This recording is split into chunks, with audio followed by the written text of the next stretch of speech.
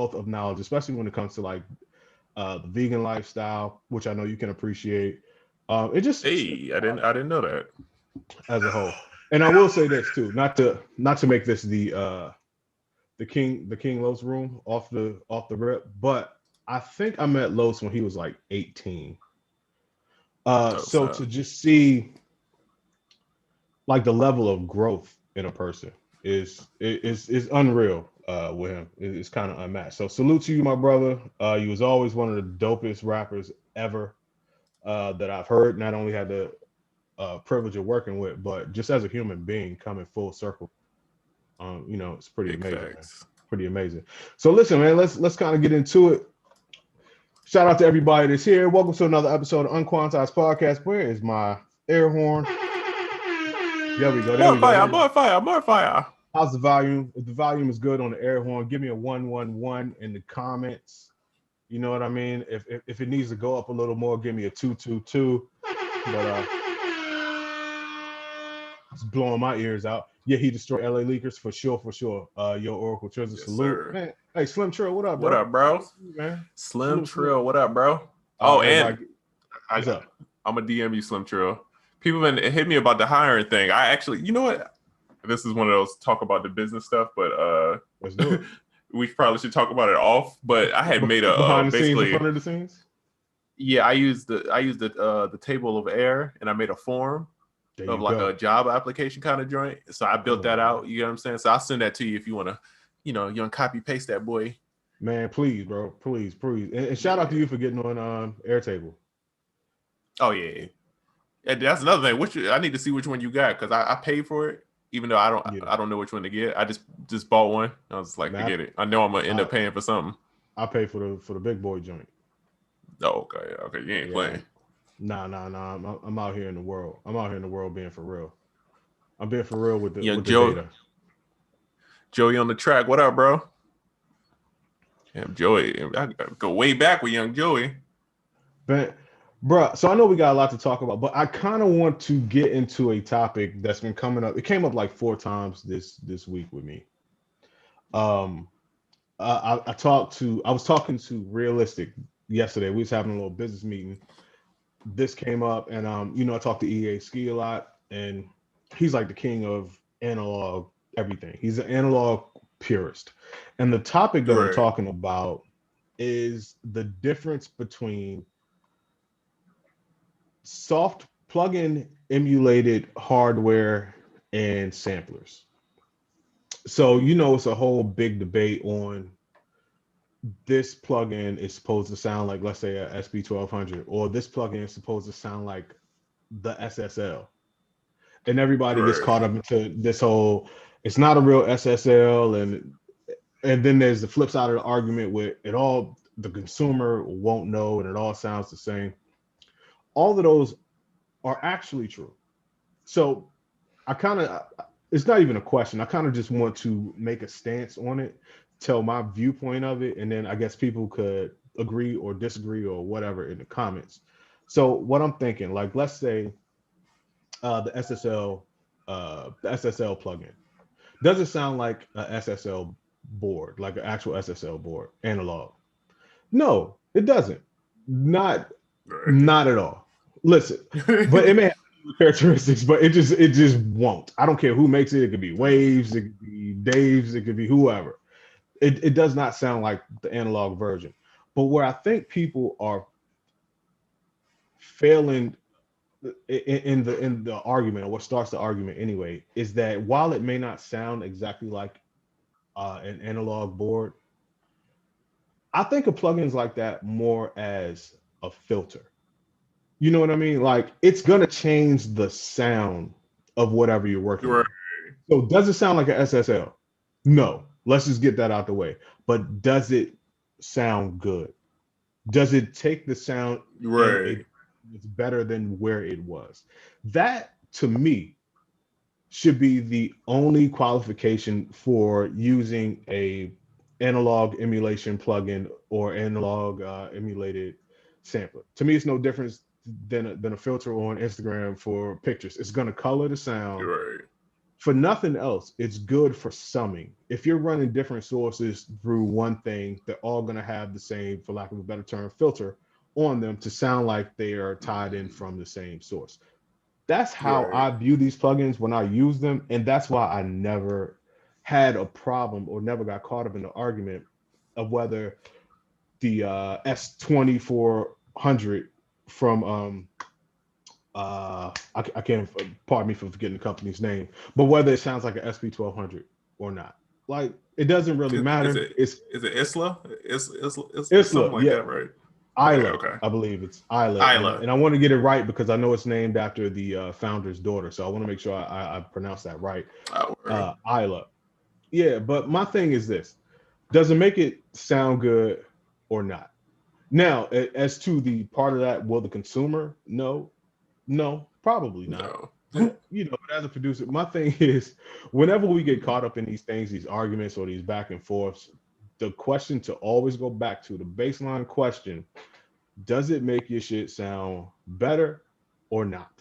If the answer is yes, So by all means keep moving. If not, toss it by the wayside and stop arguing about it. So I don't know how you all feel about that. If you feel differently than I do, those are the people I really want to hear from. Or if you agree, just let us know in the chat. And I guess I'll ask you, young Trizz, how you feel about that? You know, my thing too is people don't talk about the convenience factor. Like I love if I could get hardware, I love it. But the fact of having to plug in, having to be in one spot with everything, it's like, bruh, if I could get a plug in and it could do 75% of what this actual unit can, I would take that over for the convenience. To be able to pick up my laptop, go wherever I need to go. You know what I mean? Because to me, the difference, I'm not that so strung up on that one particular thing, which I get. The sound is great. I love the sound of analog stuff and how you could push the levels.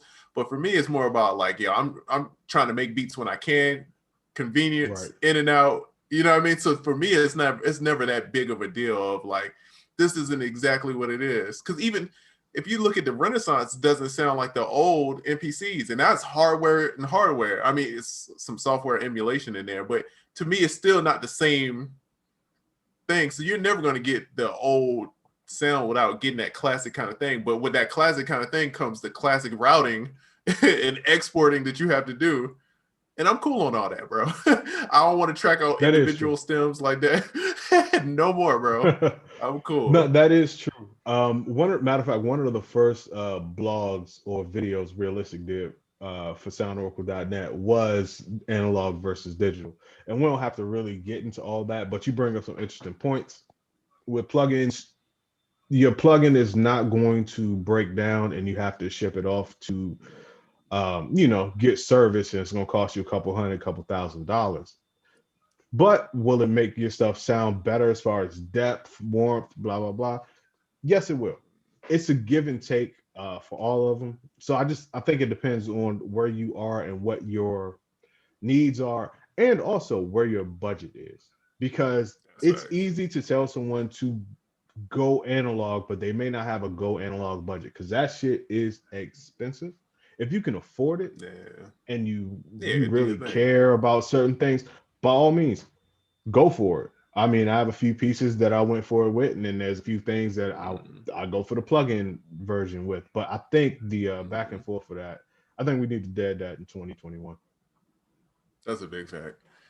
Let's see. Let's see what the chat's saying. Hold on. Oh, this new Instagram. Whoa, whoa, whoa. I don't like this. Yeah, Hold yeah, on, yeah, cuz. yeah. Not this shit is Oh, this wild, is bro. different.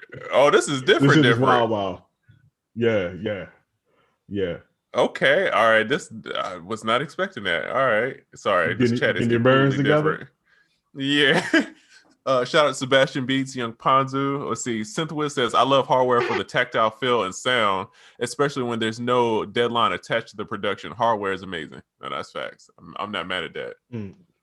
Yeah, on the terms of, on the subject of like tactile feel, and a lot of people don't need that. Once again, especially now, depending on where you are as a producer, a lot of producers, you can just click with the mouse, and then some of us, me being one of those people, I like to actually put physicality into it, and kind of put movement into it. But at the end of the day, I'm not saying my way is better or their way is worse. It's just Right. different ways of doing it. It's so crazy because some people say like drawing in stuff makes them like locked in, and I'm the opposite. I feel like playing stuff sometimes I end up going to the same drum patterns. It's like muscle memory, you know what I mean? It's just like I end up doing the same stuff over and over because I'm just so used to that timing. But when I'm clicking stuff in, it just I'll mess up on purpose, and it's like, oh, okay, cool. This is how I can fix it. I'm more of a visual person, so it's like seeing it like that on the piano roll. It's like, all right, I can finesse this. This is where it needs to go. Rather than the timing thing,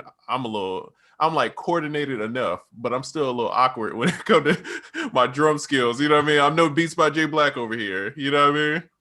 Facts. Yeah. Shout out to Beats by J Black. Yeah, I like the tactile feel, but as a backup, I like the drawing in. Yeah. We'll see. Joey on the track, he says, well, it's crazy. His name is Joey on but I just assumed it was track. I just assumed. Nice. But so there's a few plugin designers that have gotten damn close with their algorithm. Slate Digital is one of them. But I agree, it's all about how you shape your sound. If it sounds good, why does it matter? That's facts. Exactly. Hey man, let's not equipment shame in 2021. Unless you equipment shame. Unless you use an MV88, then we're gonna shame you. Damn, or Reason. Hey, I didn't say it. I ain't say it. No, are you gonna make peace with Reason in 2021? I feel like the community is instigating this beef. I try to lay off, and then people just put these easy jokes in front of me, and I can't help myself. You guys are enablers, okay? Enablers. Hey, it's whatever you want to do. I just want you to know, I be catching stray bullets from your beef with Reason. And they be shooting me the virtual 50 cows. I be getting hit with the 50 cows, but it don't matter. You're my guy. I'm gonna ride with you. So if it's still no Reason in 2021, that's the one I will say. One, I don't want to say good thing from the quarantine, but like we would go to events and people be like, "Where Trizs at?" Talking about Reason. I'm like, "Oh God, here I gotta have this discussion again." That's a fact. Yo, by the way, when y'all see me out in public again, don't ask me where Trizs is. Where your man's at? About Reason. I was like, yo, I don't know. Send him a message. And then he punched me in the stomach or some shit. What's the Young Tech Beats? What up, bro? Oh, there he is. It's my brother. I know Tech got about 50 hits on a hard drive that he made last week. Oh, that's a fact. That is a fact. Now, Tech is another one of those people that I talk to a lot. And we get into this. I'm pretty sure we've had this conversation a million times about analog versus digital. But he's one of the people that'll half and half. I applaud people that do what gets the job done to the quality that they need it to be done to. Once you have that mindset, a lot of that shit goes out the window. You know what I'm saying? Yeah. Shout out to my brother Young Tech Beats, man. We got to catch up. He said, wait, there's a Reason beef? Yeah. Yeah, that Reason beef been going on for like 4 years, bro. He says, Battle Cat be crushing Reason. That's my man. Yeah, I can't. Battle Cat is and top tier producers, he is in there, upper echelon. Like, hey man, I have nothing bad to say against Battle Cat. Goat. Even though I might not like the DAW, what he be making is incredible. So hey, shout out to that. Yo, that's a super fact. Shout out to Battle Cat, and I don't know if you feel like going down our list of Reason people that we're not talking to, but you know who you are. I got chumped out for that Toomp. Toomp got mad at me for that meme. Yo, Toomp got mad at you, like, bro. Come on, it's a joke, bro. Toomp the legend. It was a great joke, man. Damn. He's about to blackball you, guys. And Toomp the homie, man. I was like, damn, man. That made me calm down because Toomp ain't somebody you want to make mad. So I'm like, all right, bro, I'm gonna chill. You got it. That's a fact. 51, the crowd holder says randomize it adds to creativity. I would have to agree. I am a randomizing fool, which is another reason, the main reason, honestly, why I'm so excited about Ableton 11 and why I've been using it so much. They included a lot of randomization features, which is something that I thrive on, not only for production, but also for sound design. So, man, shout out to Ableton. Ain't no secret here, man. I'm an Ableton fan. I got the jersey, you know what I mean? I got season tickets, all that. I'm a super Ableton fan, and they just keep making me more of a fan when they keep adding stuff for the real creators. You know? Let's see. Ilmon making me fall in love with Reason again. Is he on Reason? I thought he switched DAWs. I thought he did I thought too. last time I seen him, he was on what, Pro Tools? He's on something. Yeah, but I know he switched from I want to say he switched from Mac to PC or something. No, I read, or that he was saying. Yeah, I don't really know. But yeah, shout out to all our people that really use Reason. Yeah, facts. Yeah. Wait, there's Reason beef. Yeah, it's Reason beef. It's been beef. You know how many bullet holes I got on Reason? It's crazy. It's so crazy how this random joke that we made one day it's turned into this thing that's going on years later, and I cannot escape it. Dog, this joke, it's at least 4 years and old, it just keeps going. And it's like now, if I don't make a Reason joke, it's something wrong. It's like, all right, he's got to. Oh, they're gonna bait you into cool. it, bro. I'm with the smoke. It. We'll see. Big Los, what up? Young IDK, what up, bro? Let's see. Killer, yes, sir. Killer Vic Beat says, "What are your thoughts on music stores banning #1 hit records off of their platforms? Do you think I have a case to sue?"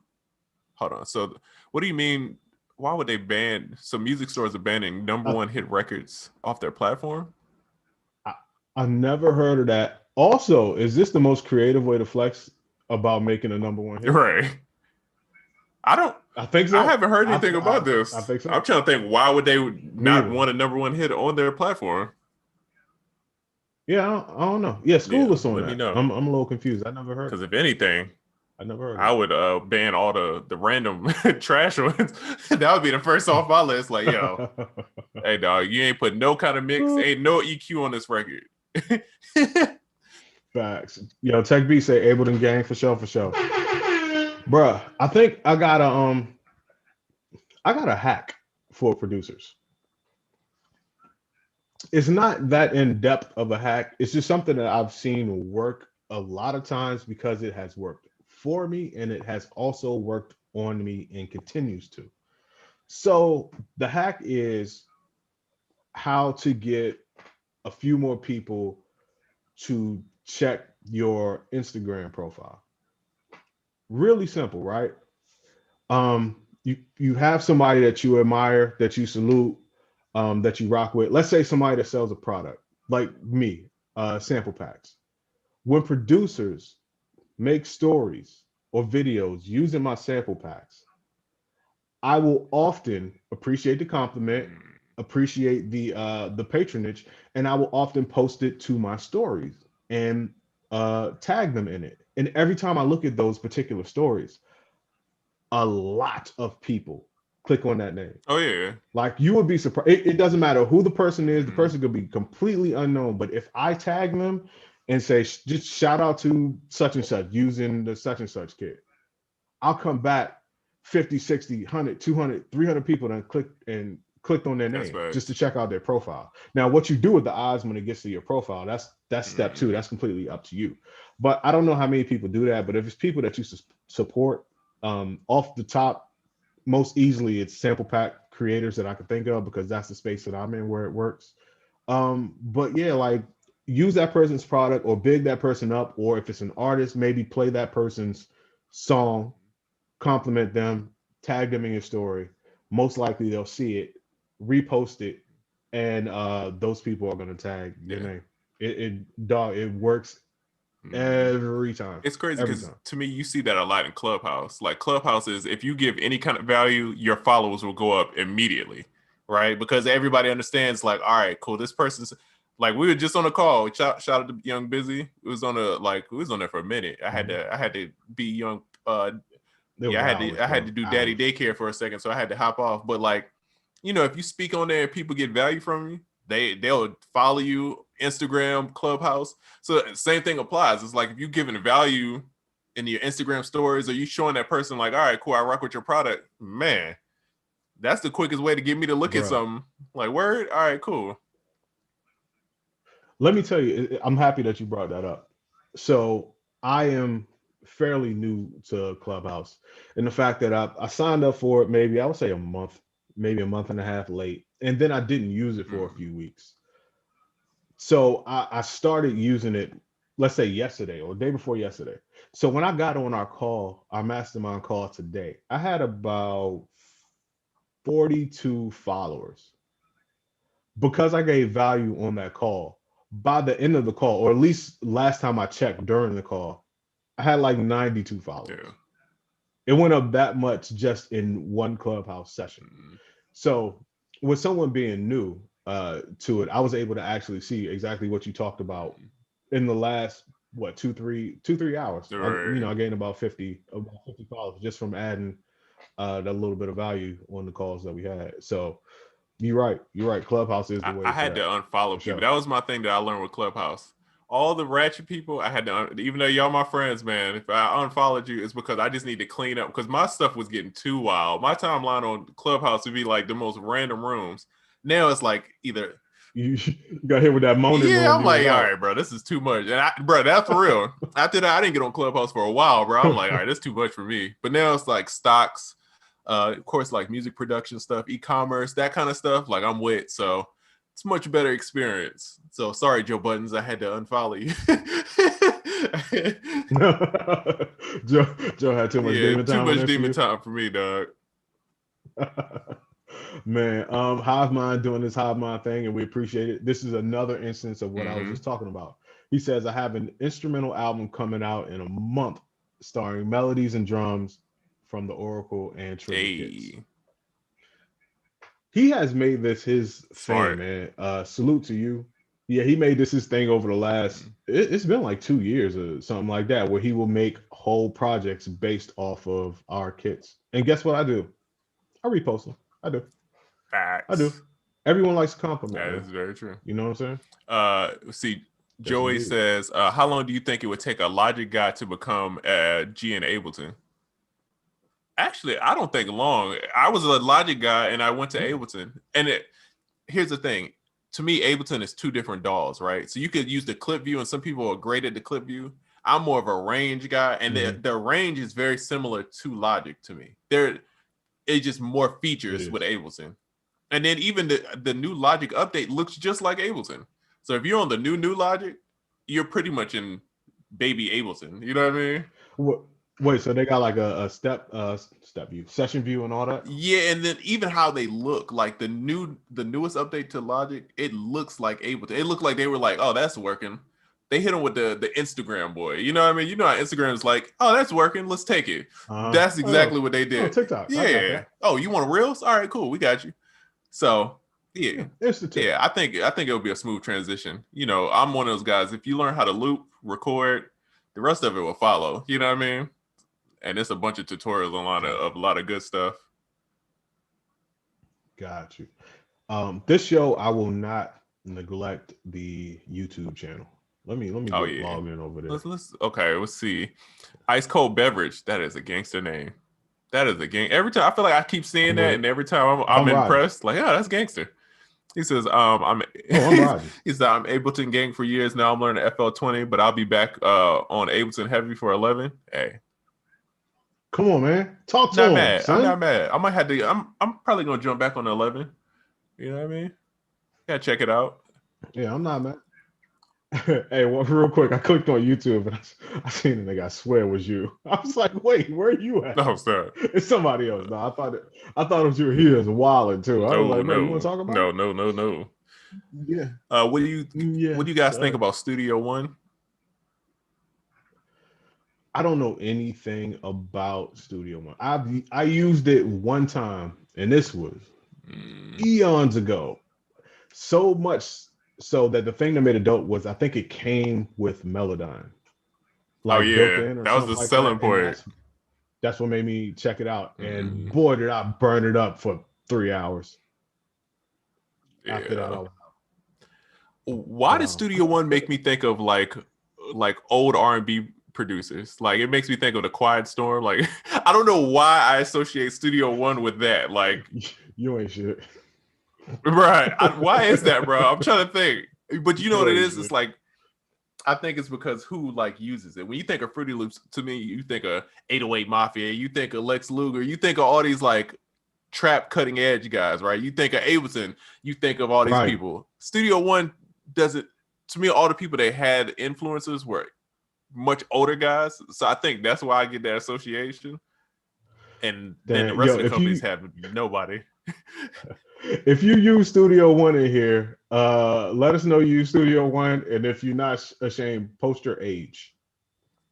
I just want to know. Yeah, because I just don't know anybody that's not an older R&B guy that uses Studio One. Personally, I don't know anybody. Everybody that I know personally that use Studio One is an older guy. I don't know what that is. Me either. Well, the same can kind of be applied to Logic too. Maybe like not older, but getting older. I know a lot of use Logic. You know, and for R&B, certain stuff makes sense to me.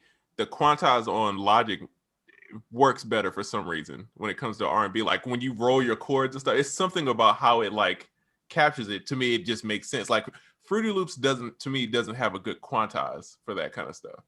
You know what I'm saying? It's all, in my experience, it's not the same. I had to end up nudging stuff a lot. Like how Ableton, I could play something and it's pretty accurate.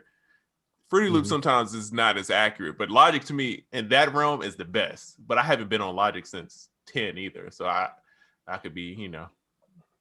So wait, that's interesting. Without like going into a super deep dive about it, like when you say the quantize is different, like what would be off about Logic? What was it? Which one was off? Fruity Loops.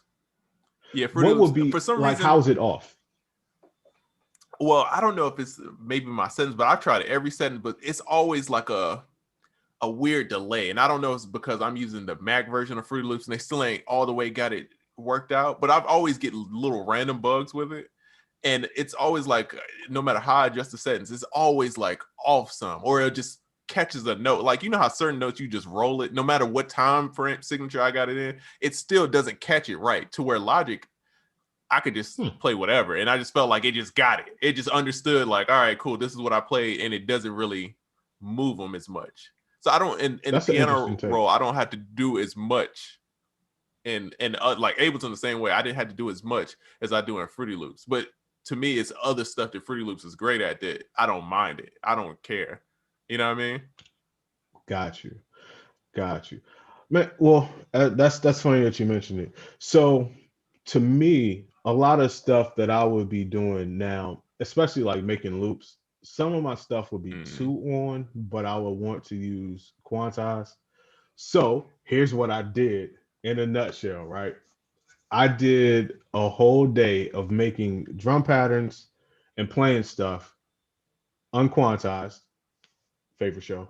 Hey. And then what I did was I took those takes, I put them into a MIDI player, and in a nutshell, it analyzed how off I was at any given time, and then I put those into a humanizer.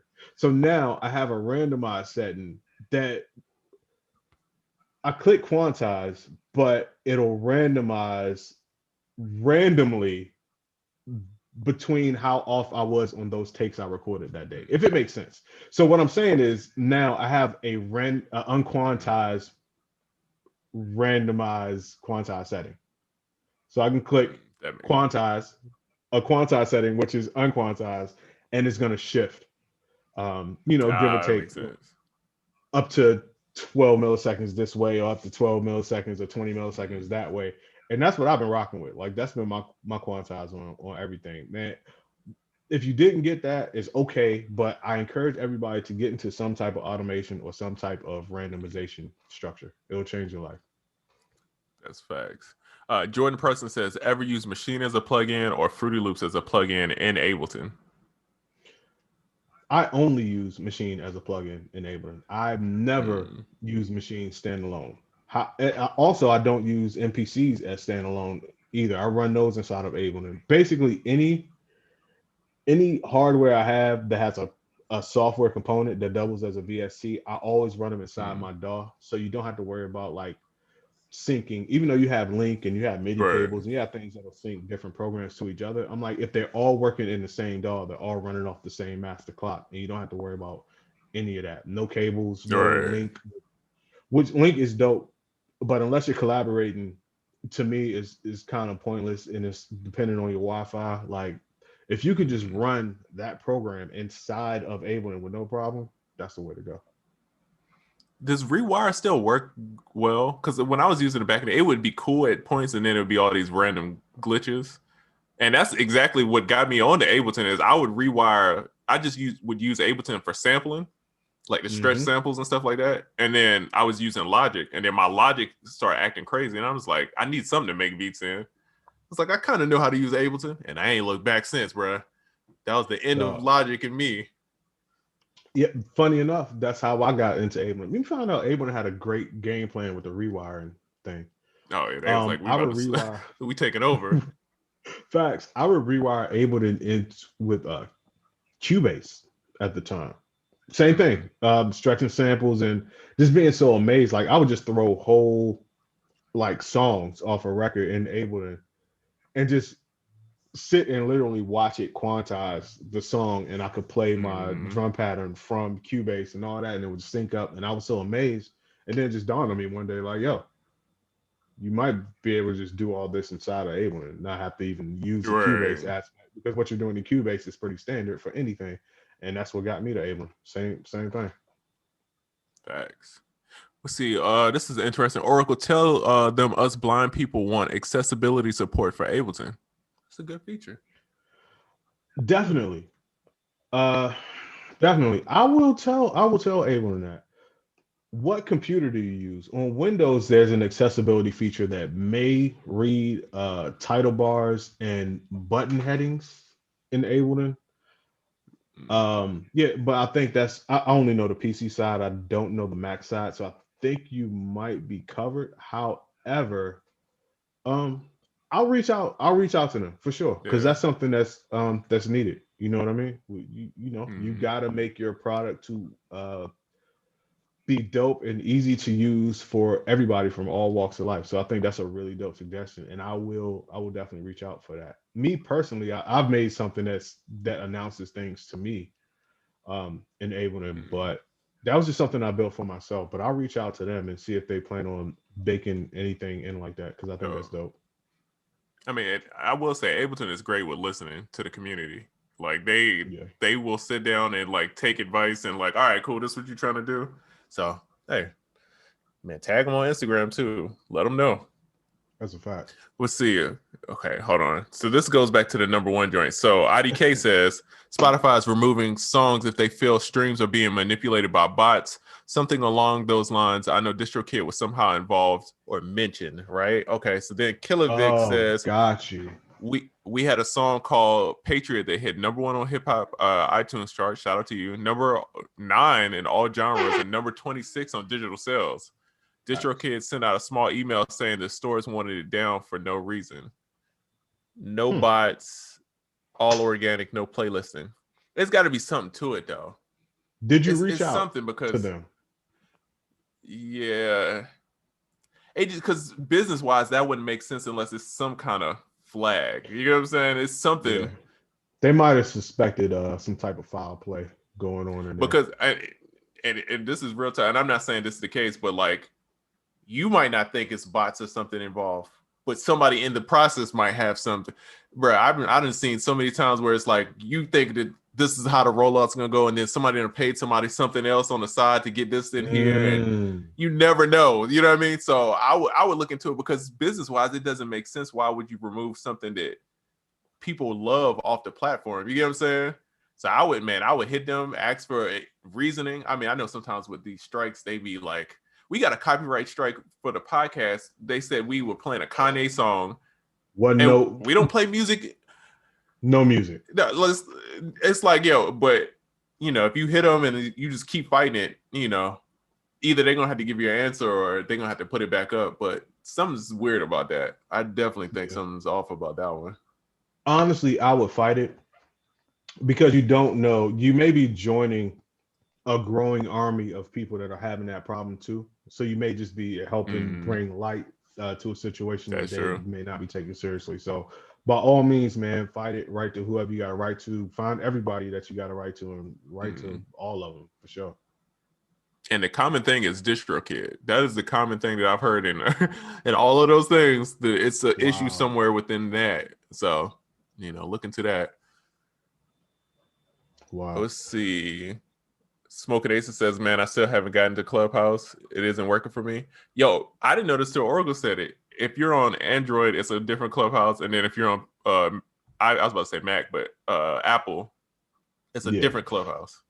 Dog, that is so trash. So as you all know, I'm an Android guy because I went a year at this point having both an iPhone and Android. I switched back and forth between which one was my main phone. I ultimately went with Android, but I definitely did not get rid of my iPhone at all.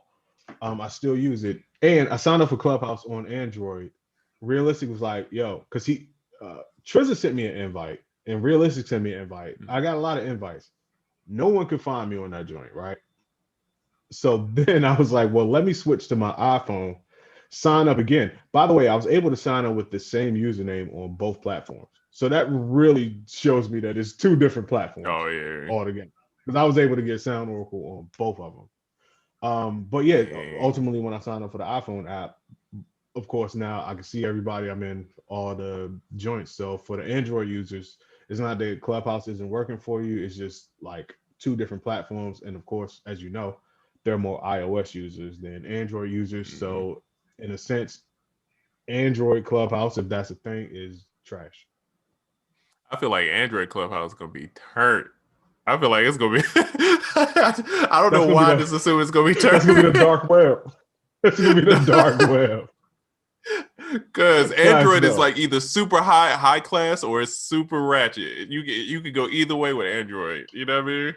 Dog. Yeah, that's gonna be the yeah. That joint might be kind of spicy, bro. Might be kind of spicy. A lot of Android users too. Keep in mind, you may have a Mac. I don't know if you could use it on Mac. I don't know. I don't have a Mac, but you also may have an iPad, so you can get to it on your iPad too. Yo, and this is kind of production related, but not. Am I the only person that can't find a use for my iPad? I think iPads are so useless, bro. I cannot figure out why I would need an iPad. No reason. iPads are kind of for kids now. Or no. They're definitely still more mobile than a laptop. I used to use my iPad back at the old condo. That was like my internet thing. Like I really didn't get on the internet on my computer. I just had like a separate station where I use my iPad. But since moving around a lot, like I'm looking at 1, 2, 3 iPads on this table over here that really don't serve any purpose. One of them I use as a video camera. One I use to control lights, and the other one's just off. Yeah, it's just like a big ass phone. I'm just like, I have a phone and I have a laptop. Why do I need the iPad? I would like one. I want to buy more gadgets. You know what I mean? But just like I'm just looking at like, there ain't no point for me having this. Now I wouldn't get rid of it though. It's going to come in handy one day. I don't. But also, I'm the guy that when it comes to music stuff and equipment, I don't throw away or sell pretty much anything, and I try to find a use for everything because if I haven't used it in about 2 or 3 years, I feel like it's just wasting time and it's wasting space, and I'm going to want to get rid of it. So to keep me from doing that, I just find a way to use everything. That makes sense. Hoodbeat says you can transpose audio with no plugin in Logic. Can you in Ableton? Yeah. Or Can you? You really don't know about the glory that is Ableton, gang. Let me tell you something, man. Transposing, pitching, warping, that is the bread and butter of Ableton. The best. Yeah. So if that's something, if that's something that you're really into or something that you do a lot or is a real heavy feature that you need, I encourage you to explore Ableton ASAP. You just heard us say the fact that you could warp samples, which is akin to transposing, is what drew us to Ableton in the first place. And that was just like scratching the surface as far as like those types of things that Ableton can do. So, let's see. Yo, I'm just getting to the Studio One comments. So, okay. Cakewalk is an old app. Studio One is Cakewalk. I saw that. First of all, Cakewalk. It makes sense. No, bro. Cakewalk was popping in Prohibition. I don't even think you can use cakewalk now. And the fact that someone followed up with Studio One is cakewalk, y'all ain't shit. That's terrible. And Don't then do that. let's see, X the Abstract says, so Studio One is for the grown and sexy Cabernet crowd. I'm saying Studio One may be for the AARP crowd. Here's what I'm. No, go ahead. My bad. No, go ahead. Well, I was gonna say Studio One just needs. You know what? Studio One never had a hero. There's never been a producer that you thought was popping that people loved that was like, yo, Studio One or nothing. That would get people on Studio One. They really need to reach out and get like some type of influencer campaign going on, because I'm willing to bet Studio One is not a bad dog. I'm also willing to bet that Studio One is just Logic. Oh yeah. I don't know shit. I'm guessing Studio One is technically just Logic when I look at it, but they just don't have any type of campaign. And who makes that? Personas? Yeah, I think so. And you know what? Teddy Riley was the influencer. That's why I'm thinking older guy R&B. It makes sense now because I mean Teddy is an older guy who makes R&B. You know what I mean? So when I think of that dog, that is exactly what I think of. So you telling me I gotta light a fine cigar and put on a robe to even turn on Studio One? Maybe. Soul Avery says S1 uses Studio One. They need to go find S1 and contact him right now and throw him a bag, because that's one where you at. That's the first person I heard where I'm like, oh man, like doing his thing that I've heard use Studio One. I've never heard of anybody else that I was like much respect to S1. Legendary status. So it's like, yo, why aren't you paying this man? For sure. This man need to be on the website as soon as you open the joint. I'm in a chat. Go pay this man, please. What? How S1 don't got the Studio One check right now? And the name. You know what I mean? The name's a lot. Come on, man. They're missing a branding opportunity. We got to stop throwing out these plays, man. Okay. Wait, so your brother, Just B Man, no DJ, has one of the greatest A1 questions we've had on this show, and I'm more than happy to answer it. For warping samples and to avoid getting that digital glitch sound in Ableton, which mode would you use? So if it's drums, most likely beat. You could use beat. If you're stretching it too much, if you're slowing it down too much, is when you put it on beat, it's going to give you the backwards forwards thing, and that's going to create glitches. So a lot of times I just put it on the straight, kind of like the old school Rex file where it plays the hit and it stops and it doesn't play the next transient until it's time. So if it plays a transient and you slowed it down a lot and the next one doesn't come for a while, it's just going to be silence and then it's going to play.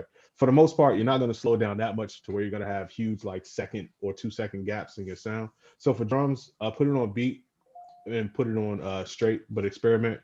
Now for more complex samples, musical samples, chords, progressions, blah, blah, blah, I tend to use complex. Shout out to whoever just bought that. I tend to use the complex mode. It works well enough. You do lose a little bit of what I like to call the like the thumpity thump. Yeah. You might lose a little bit of that, but if it's a super musical composition, it's going to be mostly comprised of music, so you're not really going to need too much of that. I used to use Complex Pro, but when you use Complex Pro, I found that you put it on that, and then it's the 2 controls at the bottom under where you select the mode, right? I would have to turn one up to 100 and turn the other one all the way down. So the top bar, you turn that all the way up. The bottom one, you turn that all the way down. And it gives you a good sound. Maybe a little bit better than Complex, depending on what it is. But for the most part, not much better. So I say use Complex. So yeah, Complex mode for musical stuff. Beat mode with the straight joint for drums. Facts. Yeah. Let's see. Ponzu says it's never been publicized, but DJ Snake uses Studio One. Bro, their marketing is trash, bro. That's super trash. I need to know, because, bro, I see on Fruity Loops they have power users. If you go on the Apple website, they got Oak Felder. Oak just did like Demi Lovato records. So they got him on the website. You know what I mean? It's like, show this, because me as a person who looks into this stuff, I have no idea who uses Studio One. It's always just like I never hear about it. You know what I mean? So Also, they got to work on that. Also, too, damn, we turned this into the Studio One hour. Also, and I don't want to age shame. Sorry. no. Users of Studio One might have to do a little bit more of their job to promote the DAW as well. Because with FL, with Ableton, you see people out there like, yo, FL tutorials. I love FL. I love Ableton. Here's how you do this in Ableton. Boom, Ableton. You don't even, people that use Studio One, you don't even see them using it. They like use it in the dark. I don't think I know what Studio One looks like. I don't remember. To me, it's just like, it looks like Logic. Yeah. Hey, this is a random question. This is the last thing I'll talk about age and production. But so me and Oracle from Virginia, right? It's this type of music that I only thought existed where I grew up, called new oldies, right? Or Southern soul, right? But apparently it's everywhere, right?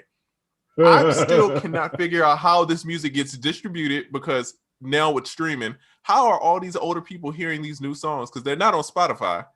And then two, the people who are producing them, is it a Busy Works beats for new oldies? You get what I'm saying? Is it an underground old guy world where they're like making the, and what DAW do they use? I'm like so intrigued by this, bro. No. It's like nobody talks about it. That is an awesome question. By the way, underground old guy world. For some reason, I'm getting that T-shirt or something. But no, that's a good question. Just like, what are these full of cognacs? Music? Yeah, and how are they distributing this music? I'm thinking they just burning each other's CDs and they pass them out to gas stations in Virginia and other southern states. I don't know, but that's a good question, bro. I bet you they use a Studio One and Logic. See, I will go call out Studio. I was gonna say maybe I don't know what they would use. I don't know what you would use. I'm interested in knowing, like, where do you go to learn this? You know what I mean? Man, I use Sony Vegas. So this MTV Music Generator came in handy. Madam Styles says now Fruity Loops is old school too. I disagree with that one. No, I feel like Fruity FL Loops is the more. Yeah, that's the most youth-driven DAW out there. Yeah, yeah, for sure. Okay, for sure. So Hebrew Child says the radio is how old heads listen to Southern Soul. I'm in Bama, so I know. See, I never heard it on some of these songs that I'm talking about. You could never hear on the radio, like Clarence Carter straight, wilding. Okay, he said, and also they sell CDs at their shows. See, that's, bro, they got it figured out, bro, because they be out here popping, dog. And if nobody would ever introduce you, only reason I know is because I would DJ at older like events, and so I would have to play these records, and I'm just like, how did I go all my life and never hear these records? And I be hearing new versions of them. It's ones with auto tunes and 808s on it. I was like, this is a weird genre that's out here flourishing. They asked you to play the gout slide, bruh. That gout slide. So hey, you can't say that it ain't no genre out there, because these people making specific cookout. This is the only time you play the songs is at a cookout, and they out here doing shows, selling CDs out the trunk. Come on, man. CD. I don't even have a CD player, and they selling CDs. Yeah, they killing the game. I imagine when I hear those songs, I try to get out because that crowd is older. I think like my aunt, my mom, those type of people, and them conversations that be going on when them songs be happening be nasty, bro. That's when the older folk get nasty. You'll hear phrases like "Let me take my teeth out and I'll show you what I'm talking about." Stuff like that. You don't really want to hear that. So I stay out of the new oldies crowd. Oh man, sorry. That was a. Well, we gotta. No, I've been thinking about this for days now. So that's what made me. It's like I have to get this out. Well, we have a good question that's kind of tied into what we're talking about already. And the question is tips for transitioning from one DAW to another. Example, Object user buys FL Studio, blah, blah, blah. The best tip that I have is to just figure out how to do the basics.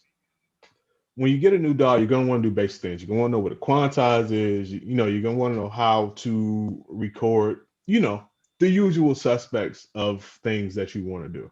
So I would say find out how to do all of those things. Spend a couple hours or a day, depending on your level of you know, what level you're at. Learn how to do those things. Get a basic understanding to where you can record something and basically make a few tracks and make something cohesive. After you get that down, then you can start to dive into what are the unique features of that particular DAW that you're using. And to me, that is where the evaluation of whether I should continue to make this new DAW my main DAW or use the old one as my main DAW.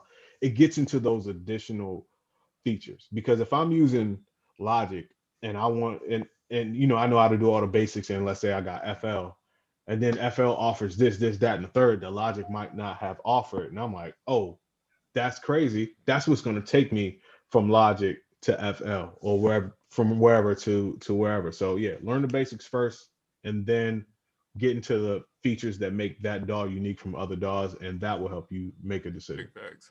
Let's see. He says, I open up for a lot of Southern soul artists, and trust me, they be making money, bro. Oh, I believe it.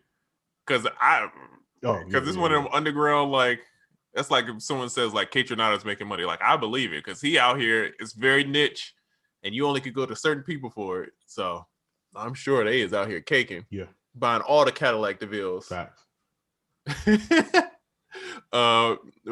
Let's see. I was told these. Okay, here's an interesting. Says I was told these beats are too good to be leased, and I'm not having much of a resume in the game. Kind of puts me in a weird place.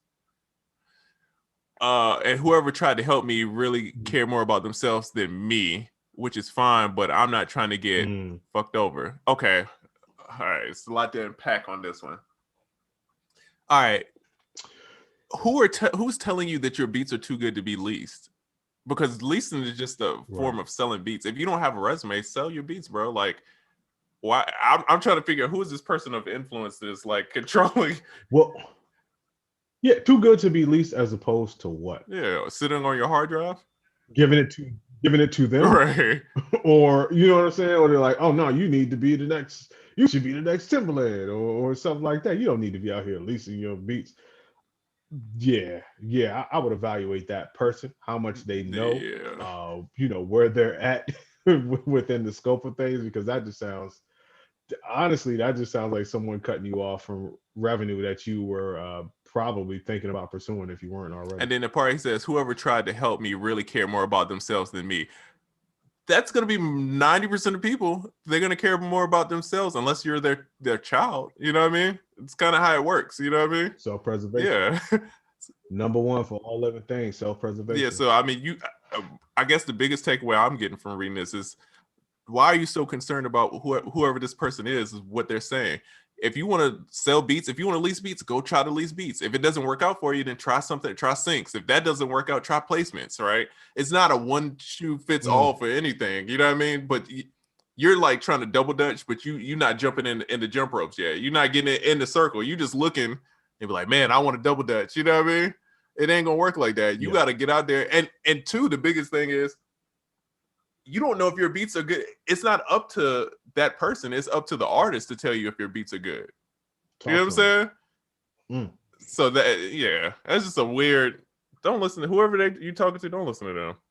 Nah, they steering you wrong. I am OJs in the building. Says, my guys, much love. Yeah. Hey, OJs, what up, bro? Brother? Yes, sir. That's crazy. These beats are too good to be leased. You just put them on my hard drive. They're kind of like both of ours, but they just live on my computer. Oh, see, stop shading though, because y'all might get smoked by a Studio One producer in a beat battle. First of all, sir, I'm not dancing in a beat battle, but that's true. Nah, again, these doll jokes, they're all preferences. People take it so serious and to the heart. It's all just a preference thing. Just like how some people like old Cadillacs, some people like Hellcats, some people like Teslas. I would never buy a Hellcat. I think it's crazy. No. I would never. But I got homies, they live by that. But if you see it, show me a Tesla, I'm copping, bro. That's my steez. You know what I'm saying? Hey, it's all about personal preference. That's all it is. It's all about personal preference, bro. Damn. That's kind of crazy. These beats are too good to be leased. All right. B-Man said new oldies type beat. Southern Hey, soul there you type go. beats. There you go. Here's a good He question. says, and they use loop. Oh, my bad. I just thought that. Oh, And do they they? use loops. Wait, there's new Oracle, oldies loops? Hey, Oracle, you trying to drop a pack? Dog, Ben I was about Southern to say, are we Soulin'. missing out on a market? Hey, bro, if it's a What? market, hey, I'm Bruh, I'm about to Hey. throw my aunt in the focus group. about to look ASAP. into it. I'm sincere. I'm joking, but I'm sincerely interested in this. I want an advice documentary on how this works. Like, I really want to know. Bruh. Because Ooh, I got until the I moved play. away, I didn't. Until I moved away, I didn't think that nobody. I thought it was only Halifax, Danville, Richmond, Virginia thing. I didn't even think it existed outside of that until I moved away. Oh, And I'm like, DC y'all know too. this too? Oh, Yeah. DC too, bro. I've been to some wedding receptions. You know, people. Mm-hmm. I those wedding receptions where you just assume that both people get married for the third time. Those types of wedding receptions, and they play a lot of that there. Yeah. Oh yeah. All right. Let's see. Let's get away from this. I feel like we've been talking about dolls all day.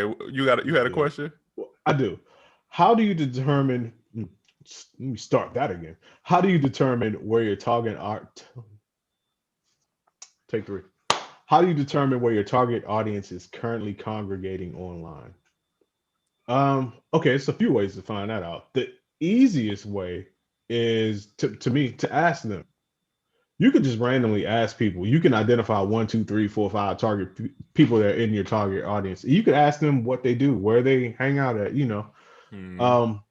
all that. You could come places like here to this chat, talk to people in here. You know what I mean? I'm pretty sure some of these people might be in your target audience.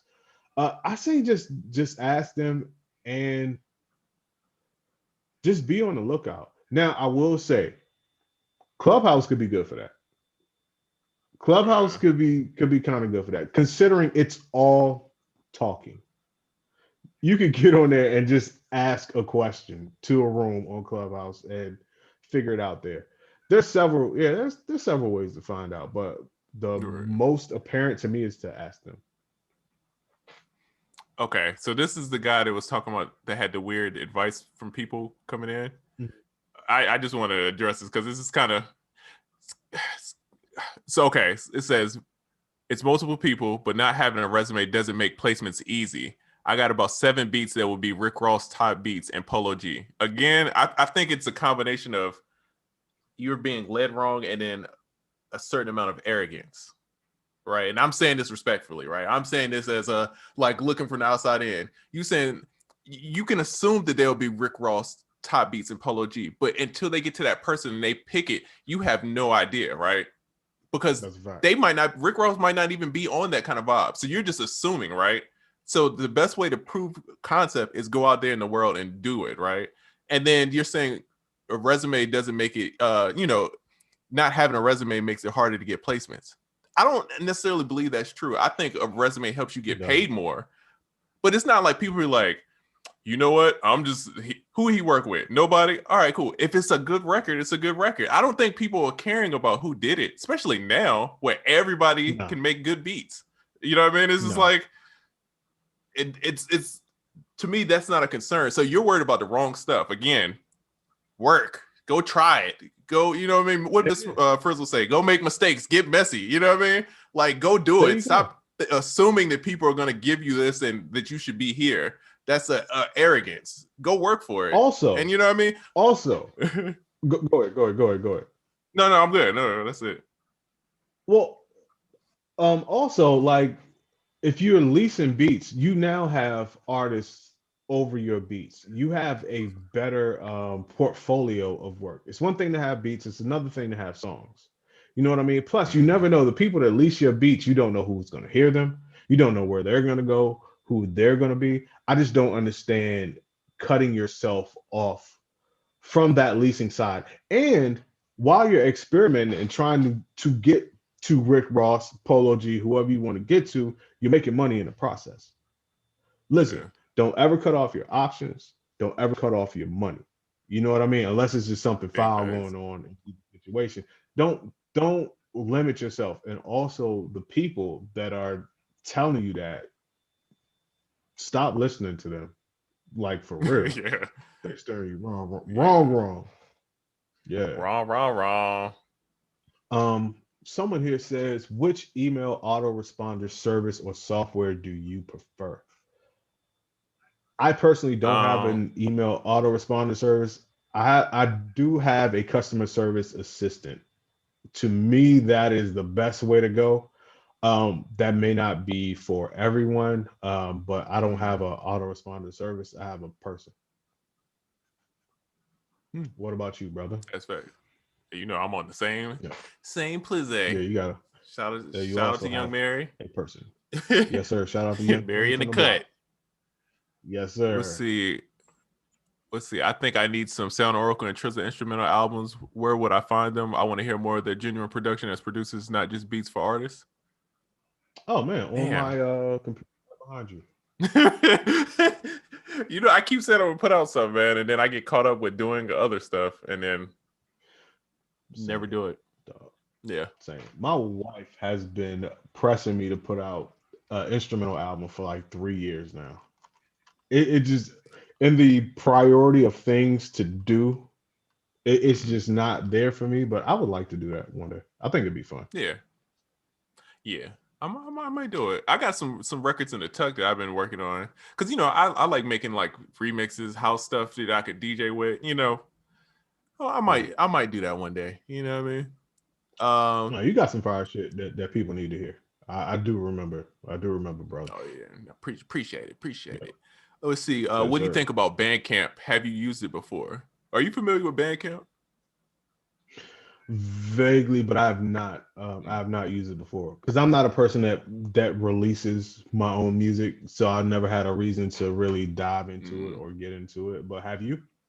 It's very interesting, bro, because like I was saying, like with the remixes and stuff, right? So a lot of times if I'm DJing, I'm looking for like these really exclusive flips, and a lot of times they can't put them on SoundCloud, right? Because copyright. You get what I'm saying? They use their acapellas.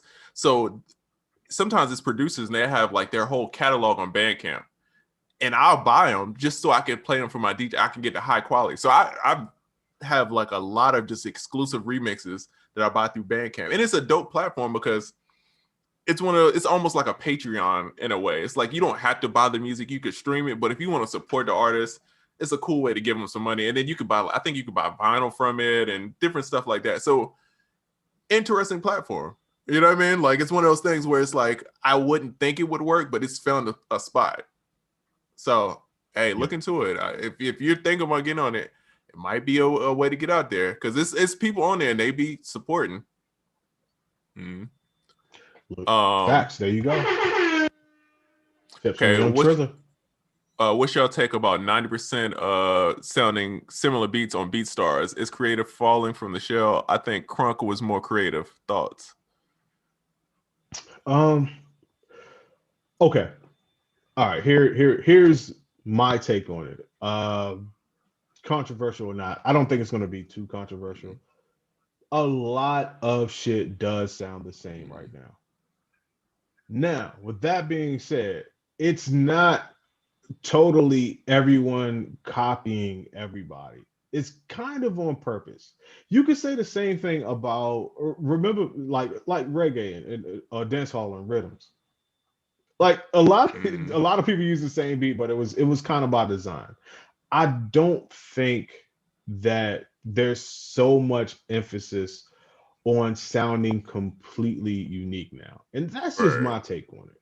Even though if you ask the average producer if they want to sound like everybody else or want to be themselves, everyone's gonna say, I want to be myself, whatever. Some people are just bullshit.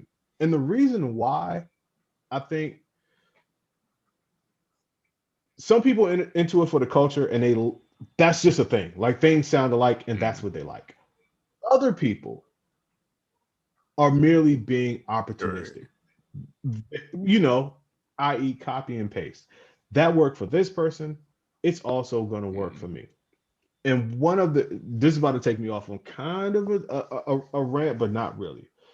A lot of that has to do with people being motivated by things like numbers and likes and things like that. And there's not so much a drive to just make good music. Like the reaction from Right. people is not emphasized enough. Like how many streams that I get is way more emphasized than like, yo, people love that song. It changed somebody's life. Somebody made a baby to this song Right. that I made. You know what I mean? Like before streaming, there was album sales, but there was just way more of a presence of I made some shit that people love, people cried. You know, just putting your soul and your Right. heart and all that in.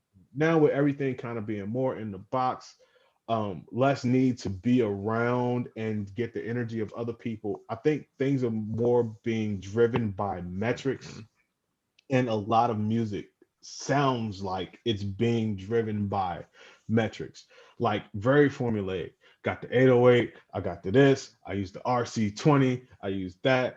Bow. I'm just gonna sit back and wait for it to be a hit or Right. get a million streams. But it goes into your level of caring. I just honestly think a lot of people just don't even care anymore. Yeah. The consumer definitely doesn't care. They just want to hear a hot song. And if they hear a song enough, it's gonna be the hot song. So if I hear 20 songs, they could all sound alike. But if you play them for me enough, I know those are the hot songs. And i.e., if I'm a consumer and I don't really have super deep taste, that's gonna be what I Mhm. gravitate towards. But for me personally, I just think that metrics are driving the sound of music and not so much the musicality of Right. music. And that's what leads us into this situation a lot No, of I times. agree, and it's weird, bro. Because again, people know I'm famous for not agreeing with the type beat thing, right? You know, I'm a Mhm. Neptune's Timberland Missy Elliott baby. Like they all come from the same city and sound completely different, right? So that's how I grew Right. up thinking of like, Mm. no, just be man, no DJ. I don't know if he's still in here. This is my brother. I grew up with this man. We both make beats and we sound completely different. I'm talking about every day we're making beats together, but if you play his beats and my beats, they're gonna sound different. You know what I'm saying? But that was Hmm. the point. That was like the goal. But now I feel like it's more about playing to the, like you said, with the numbers, right? Because you gotta think. The key thing that she said was I'm sorry, I think it was she. If not, I'm sorry. But BeatStars, right? So BeatStars is a platform to sell beats, right? So everybody on there 9 times out of 10 have a YouTube channel, right? They're trying to play to the numbers. So they're putting their beats up so artists will buy, but on top of that, they're monetizing the streams and the watch time so they can put ads on there, right? What's going to get the most ads and most watches? Drake type beat, Hmm. Wiz Khalifa. They're playing to the numbers, which in business sense makes, I get it, complete sense. Right. But creative wise, it's a whole nother issue. So it's finding a balance. So it's like I get, and I get it, man. Like everybody's the placement game, everybody's not built for that. Everybody, some people just want to make their money and make music. So I respect it. You know what I'm saying? It's not what I would want to do. And when people say they want to be producers, I just want to make sure people understand the difference of like, you're making a beat and then this is production. You know what I'm saying? But Hmm. again, it's one of those things that I look at it, but it doesn't really affect me. I'm not on BeatStars, you know what I mean? I'm shout out to them, but you know what I mean. Likewise. Yeah. So For I sure. I look at it and I'm like, dang man, I wish it was a little different. But again, it's always gonna be a correction, bro. Just like I don't want to get no political stuff, but just like how it was one extreme here, and now you're starting to see the correction for that. And music Hmm. is gonna be the same thing. So everybody's over here, and then you're gonna start seeing the correction from more people gonna start getting away from type beats, and it's gonna be something new and then everybody's gonna hate that Yeah. new thing, and then it's gonna be a correction from that. So I mean, it's part of the game, man. You gotta understand why they're doing it, and then where it came from. Yeah. It's the life cycle of music. And now music always changes. And now we just have more numbers Mm-hmm. and algorithms and shit thrown into it. And that's going to govern what a lot of people Yeah, make. And I think that's where we're at. But that was a yeah. really good question, man. We had a good discussion on What's that. So here's a cool question. what's up? What's the best way to set up a workflow if you have a lot of sounds, plugins, and drum kits? Ooh. Okay. First off, you don't have as many as you think you have. That's one thing. And what I mean by that is you do have a lot of sounds, you do have a lot of plugins, you do have a lot of drum kits, but how many do you use? So the first step into that is really go through all of that shit you got, just break it down on the schedule and go through it bit by bit. Pull out your favorite stuff, consolidate that into your main browser of your DAW or whatever. Don't throw the rest away because music changes. You never know what you might need to go back for. So just put it off to the side. But once you get down to your favorites and the things that are actually usable to you right now, then determine how much you have. After that, you start to break that down into their respective categories. You know what I mean? You know, drums, kicks, snares, loops, blah, blah, blah, this, that, and the third. And just put it in your browser to where I always say, if I want to get to a folder that has something in it that I want, I should not have to go more than 2, 3 at the most subfolders deep. You know what I mean? Don't have it so where it's 18 subfolders in there. Like put your stuff as close to the top as you possibly can.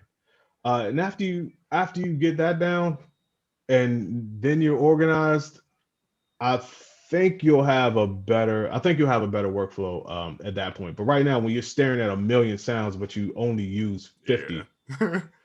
it's gonna throw off your whole thing. And you're gonna sit because if you're the type of person that does not have folders, favorites, or templates, you often go through a ton of sounds just trying to find a sound that you want to use in a track.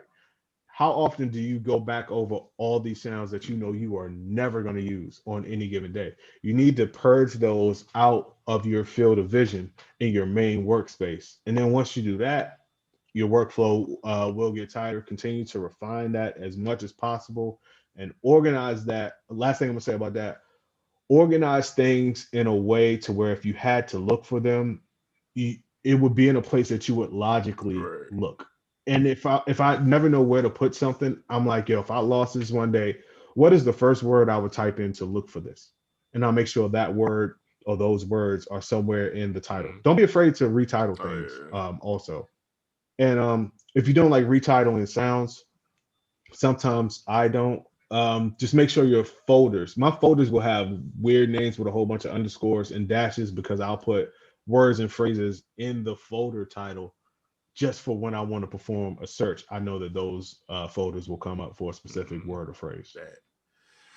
Yeah. Okay, here's one more. I just thought it was a good question. So Joey says, knowing that the type beat formula has been how most producers have become successful on BeatStars/Airbit platform, how would a producer to want to be more original build a following that could rival the type beat type producer? Because that's where I'm at. I don't have a desire to sit and wait in placement game while I know I have the ability to make money marketing, producing with the type beat format and not take advantage of it. Make what you want to make, be super good at it, and show it to as many people as you possibly can. I think a lot of the stuff that you are quote unquote worried about in that question are made up in your head because it seems like okay, the type B thing is taking off over here, and what you may have going on may not be taking off. But what you put it like this: if one person did something successful and a million people copied them, it's going to look like a million people are running with a successful system, and you may have a new successful system or a new thing that people want that they did not know, but you're putting yourself in a position to be afraid to do the new thing that you have because you're competing with what's going on Right. over there. You know what I'm saying? Like ovens and stoves is popping. And what if the microwave guy was like, I think this is faster, might be a little bit better, but everybody's just using the oven and the stove. Maybe I should just use the oven and the stove too. I don't think you should really worry about the type beat people. I don't think you should really view them as competition. You just got to live your truth, man. Make the music that you want to make and put it out there to people. And I'm a firm believer that your audience, your customer base, whatever you want to call it, is going to find you. And also, you don't need a million people to be happy, that like your stuff. You don't need a million people to be rich or wealthy. You just need a small following that 100% believes in what you do, and the first person that's going to show them how to do that is you. Facts. And like we were saying earlier, man, it's like you got to understand why type beats work, right? So once you understand why that works, then you can understand how to manipulate what's going on, right? So again, it's SEO, right? Drake or whoever artist they're using is something that people are going to search, and then that's how they get the traction, right? So you just got to figure out a different traffic source that people are going to search for. YouTube is made of entertainment and then searchable content, right? That's my understanding of YouTube. I'm sure Busy can give a better definition, or somebody else that's more on the platform, but that's the key thing. So once you understand, okay, they're getting their traffic from YouTube, right? Searchable or entertaining, content, and then they're linking it to BeatStars or Airbit, right? And then that's how they're selling it. All you gotta do is just change one of the pieces around. You just don't make this type beat. You just make engaging content, but use the same formula. Like, you know what I'm saying? It's just that's the way I would think of it. And I just feel like what people just assume that selling beats online is easy. It's easier than placements, but it's still a job, bro. And I feel like to get successful, it still takes almost the same amount of work. I feel like it's going to take, you got to dedicate yourself, because I've had success in selling beats online, and then I took years off, and then I tried it again, and I just did not like it. You know what I mean? But again, I wasn't putting the effort in either, like I should. I was kind of like throwing stuff up there, like, all right, this should work. You know what I mean? And it didn't work like that. But I understand why it didn't work. Looking back, it's like, all right, I half-assed it. You know what I mean? I was just doing it for the wrong reasons. I didn't really want to do it. You know what I mean? It's like, now I'm just like, all right, cool. So yeah, I just think, man, it's now you could make creative content and like have a following, and people will pay you. Just like we were talking about Bandcamp, people will support. If they see you doing something cool, people support. People shout out to y'all. They buy sample packs. People see us out here working. They support, man. You know what I mean? So we created something out of sitting here and having a conversation. You know what I mean? So you could do the same thing. And like Oracle said, you don't need millions of people. It was 1,000 true fans. What's the dude? 1,000 true fans. That's man. all you need. True fans. Yes, indeed. Yes, indeed. Let's see. Oh, did you see the whole Nicki Minaj thing where she had to pay Tracy Chapman? Bro, that was sad. $450K for a sample for a song that never even came out. As a matter of fact, it was only played on the radio by accident one time. That's some scary shit, bro. Funk Flex got to put in on that, scary. Bro. If I'm Niki, I'm calling Flex like, hey, bro, you got to put 100 on this or something. You got to put something in on this, because I'm not about to pay. You got to put 449 in on this. Are you serious? And it's scary because it's like, what precedent does that set for other songs to get played with samples? It's not clear. That is, to me, is a little weird, Yeah. Well, that's the thing, because like the song never came out. No one made money off of it. I heard somewhere, except arguably the radio station, who had to run ads during that hour that the song might have gotten played. But other than that, no one made money off of that, bro. So to ask for 450K for something that no one made money off of, that was never released, that's a tad ridiculous. However, Tracy Chapman is on that list of artists. If you know, you do not sample Tracy Chapman, just like you don't sample Anita Baker, just like you don't sample Prince. And there are quite a few people on that list. You just gotta know. But I didn't know Anita was on there. My thing is this. Anita's been on that list for. Because Drake sampled Drake got a record with her where he sampled the joint. So she might have made that exception, or they cashed it out. I think she might have changed up. And I used to think that was BS, because I'm like, if you look at Bone Thugs First of the Month, I'm like, that's an Anita Baker replay, but it's not. It's from I Just Want to Be Your Girl, which is from a group called Chapter 8 that Anita Baker was in before she went solo.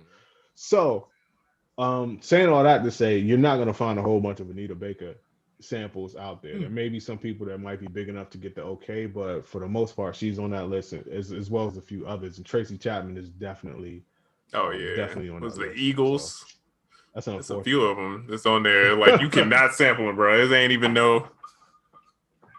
Facts. Now you could sample Tracy Chapman back in the day when no one was paying for samples, when hip hop was the Wild Wild West. Hold on, I'm gonna think of one. Nice and Smooth. They had a song called "Sometimes I Run Slow, Sometimes I Run Quick." I think that was a sample to "Fast Car" by Tracy Chapman. But ever since like the real laws came into play, she's on that list. Like you just don't go that route. And so I mean, it's a sad day, bro. Because who knows what else they can it's do. so wild seeing the difference in like the spectrum. Because you look at like Juicy J. Juicy J is like, I'm clearing it, bro. If you're paying me, I'm clearing it. I don't care, dog. Which I respect because he like, no, get your money. You know what I mean? Corrupt. I was it Joe Budden podcast that was talking about it? That basically like Corrupt anytime somebody uses a line, he just be like, hey, bro. Daz. Oh, that's what it is. Daz. Yeah. Anytime somebody uses a line, hey, bro, you just gotta clear it. Get that bread. I'm not mad at that. The fact that nobody, I don't know, man. I don't think I could ever be I mean, I guess because I'm a producer, but if somebody sample me, it's like, I mean, as long as you kill it, you know what I mean? It's kind of flattery, you know what I mean? But yeah, a lot of major artists though, they're really good at giving out their credit. Like I know, like if Beyonce says a line that may contain part of a rap lyric or something like that, she'll usually like pay the person and all that. So like a lot of top artists, that's the thing too.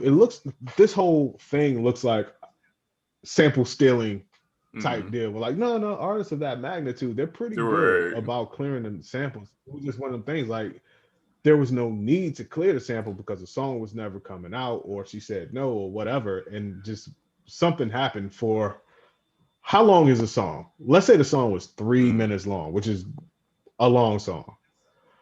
If something got played for 3 minutes, you mean I owe you $450K? Maybe I'm missing part of the story, but that sounds it is a part. So they tried to clear it, and she denied the clearance, and then it. Understood. But still, I'm like, that's a heavy tax, bro, to pay for that. I didn't play it. I did not play the song. Hit Funk Flex. Listen, he just got his body done. There may be a little bit of money left over to get the sample clear. I don't know, but I just think that is preposterous. Funk Flex is going out bad in the streets lately. Flex is in all the bad news, bro. What's going on with dog? Man, I don't know, but yeah, once they told me my man got his body done, I was like, oh, okay. 2021. Definitely in the street. Just be man. No, DJ says the key is sampling to sample the most irrelevant artists. I'm sampling Blue Cantrell or Houston.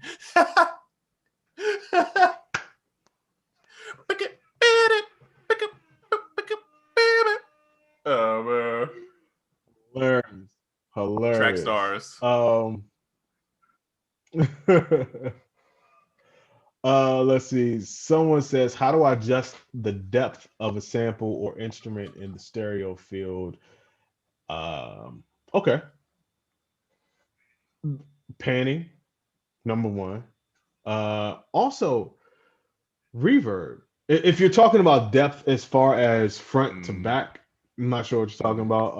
Reverb can make things sound further away. The more dry a sound is, the more in your face it is. So something that's no reverb, dead center is going to be in your face. And you can pan stuff to the side, you put reverb on things to shift things front to back.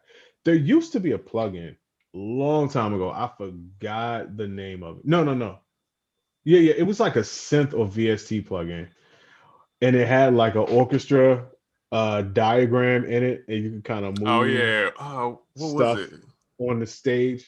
I forgot. God, it's gonna bother me now. It's gonna bother the hell out of me now. Yeah, you need to bring that back. Bring it back. Let's see. Oh, do we like track lib? I think it's a cool concept. I think it's gonna you're gonna see that more of like. Oh, yeah. I love it.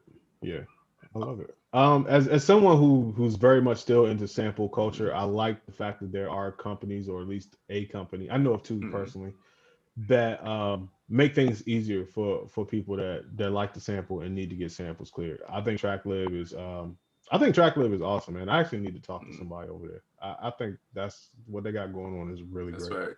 facts. Secret, what up, bro? He says, you guys ever get a chance to try Steinberg Spectra Layer 7 Pro instead of RX8? And also, what do you think about them Behringer X32 rack discounts before NAM? Peeping NAM?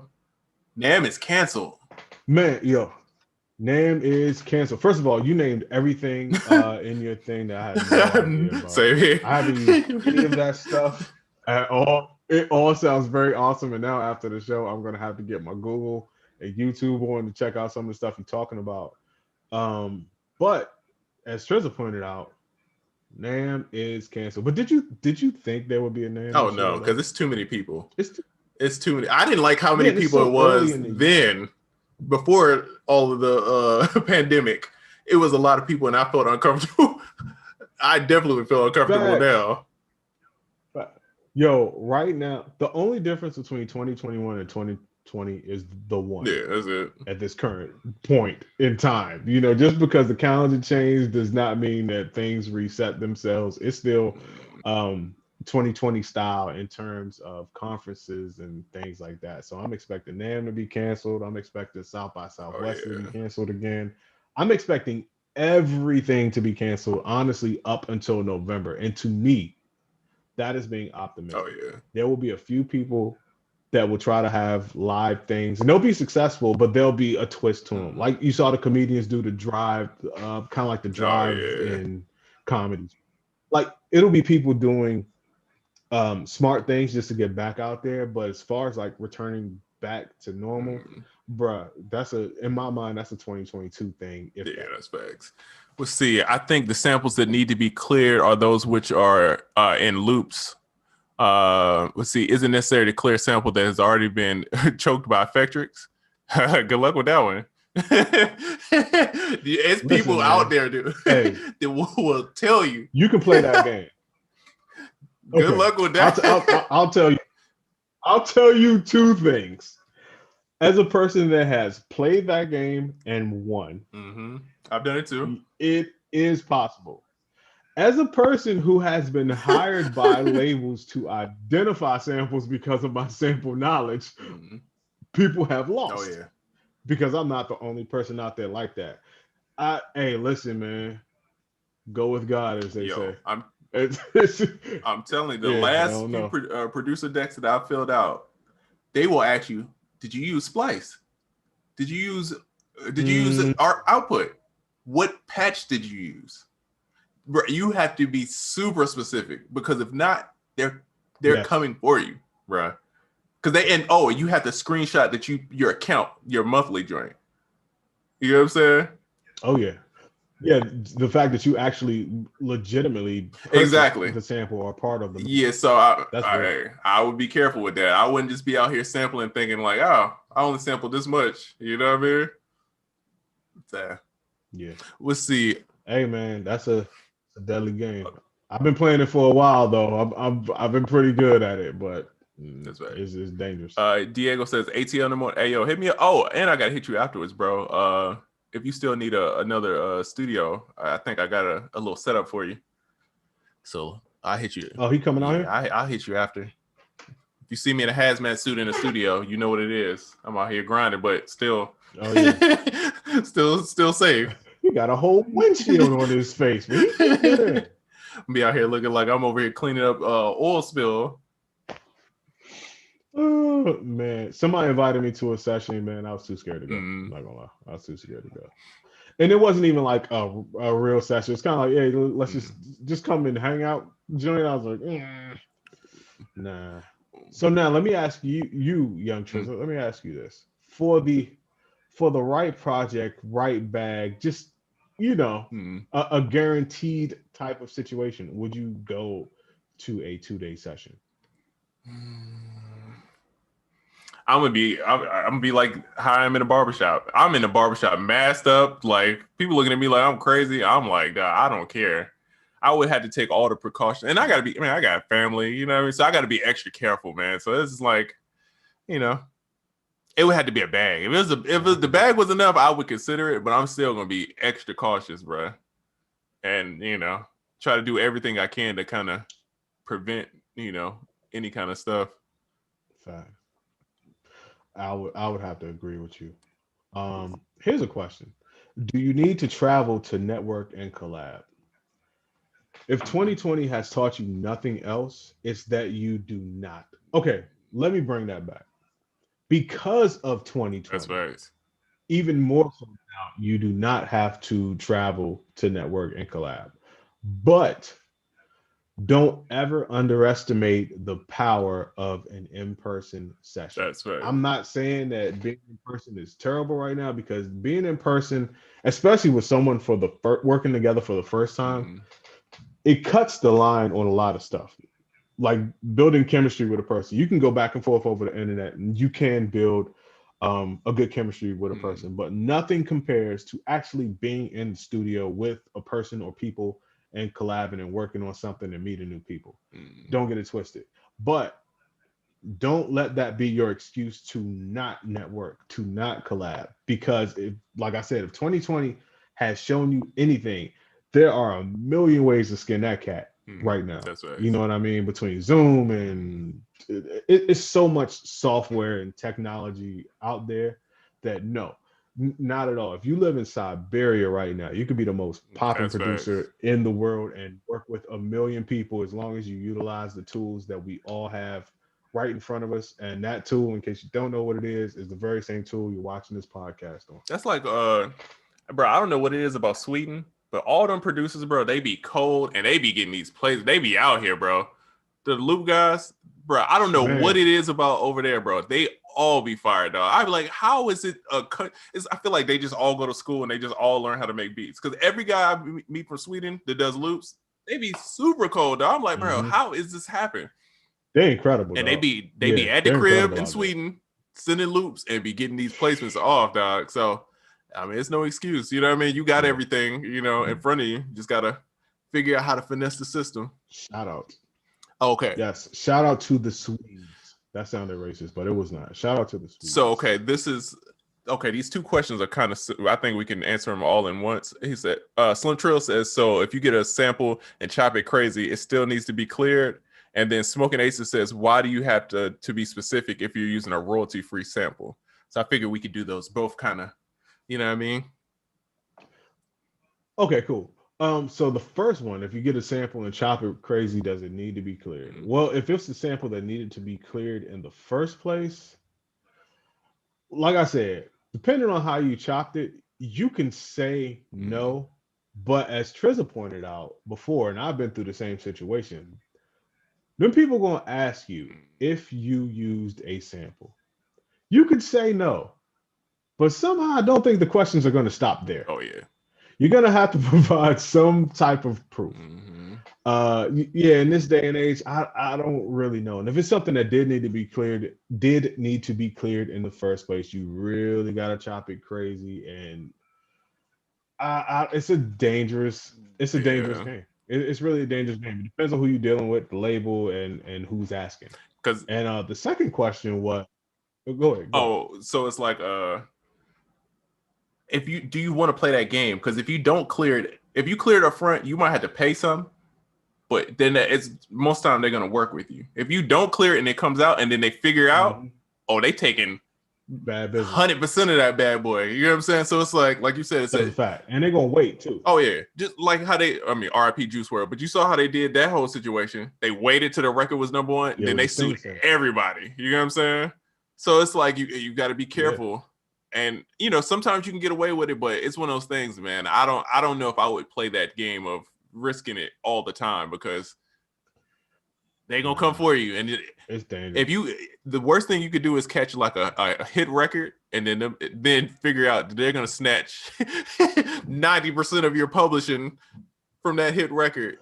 Ooh, bro, too bad. So sad. Yeah, it's gonna hurt. Oh man, didn't Lord Tariq Peter guys teach y'all anything? Yeah. And then if it's a royalty-free sample, why do you have to be specific?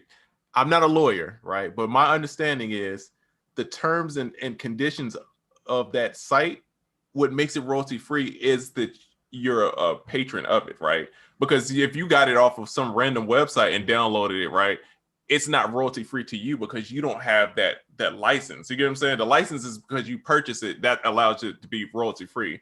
That's what my understanding of it is, right? So they just want to make sure on their end that they're protected, because if you didn't pay for that service, then you're low-key stealing. You know what I'm saying? So then they could come for you in that case. And that's crazy that they make you show your membership status. Bro, I had to screenshot all of that, dog. I was like, I've never seen this before. That's wild. Hey, that's super wild. Yeah, so. Jeez. Okay, we have another question here.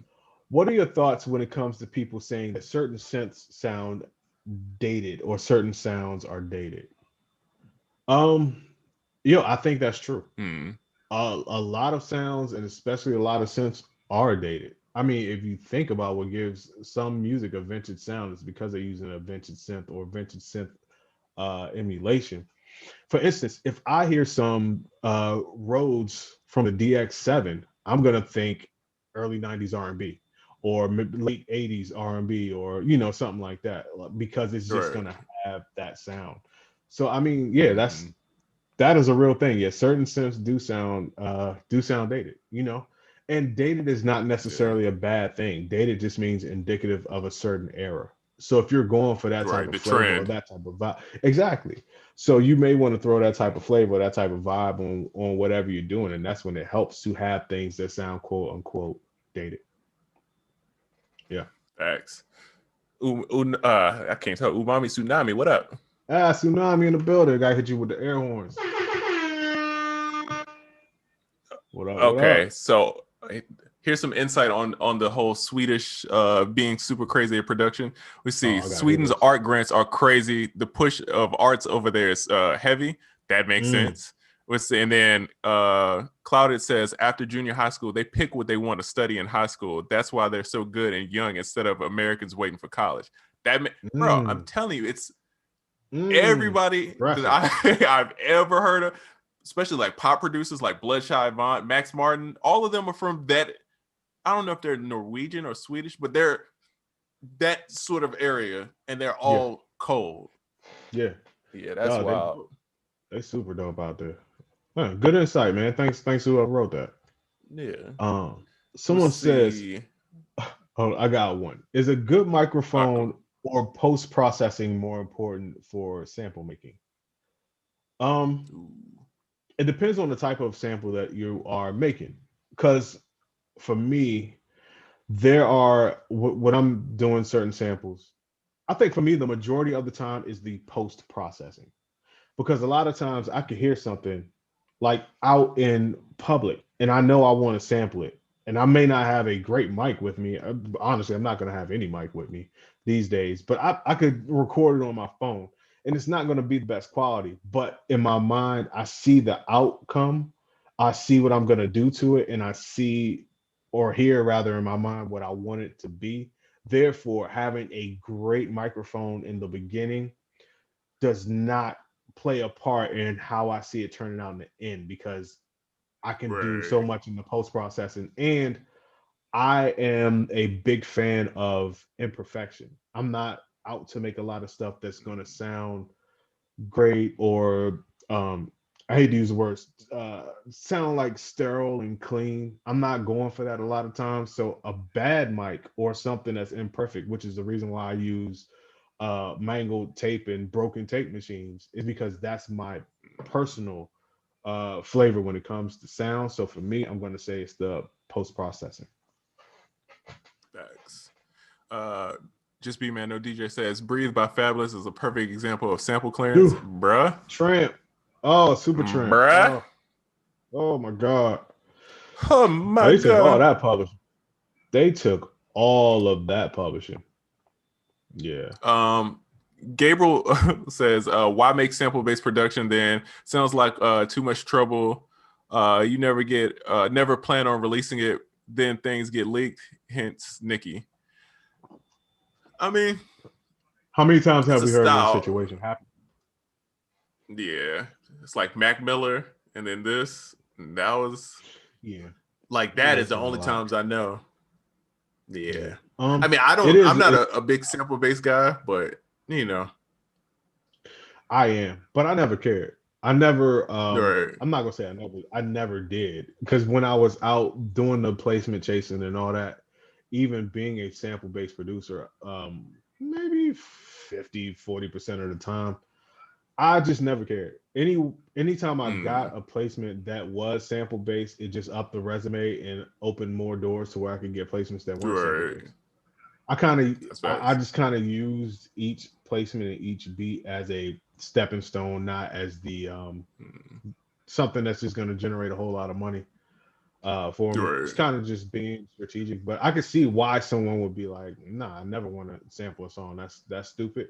I get it. I'm just very of the culture, and I'll always, Right. always, whether it's for placements or not, always be a sample based producer. And I mean, like digging like crate style producer Yeah. half of the time just because of that's who I am. But you raise a very good point. It all comes down to what you care about.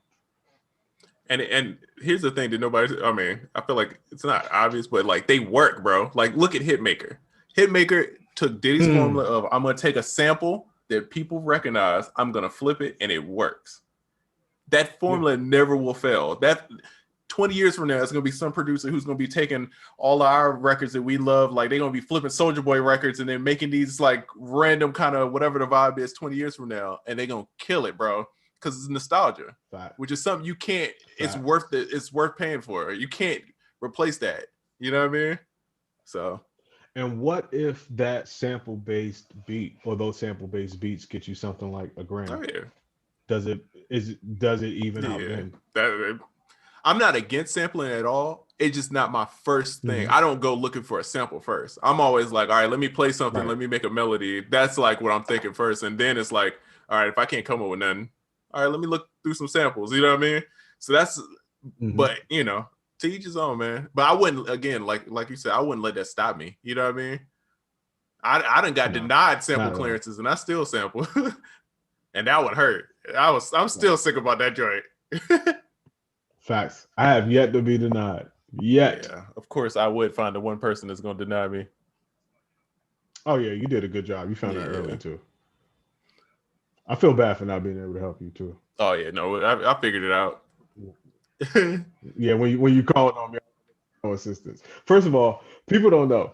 If someone asks me what a sample is, in my mind, I think I'm so good. I have a 90% chance of knowing. So when you asked me and I did not know, I felt so bad. I always feel bad in that instance. All right, so I had to, man.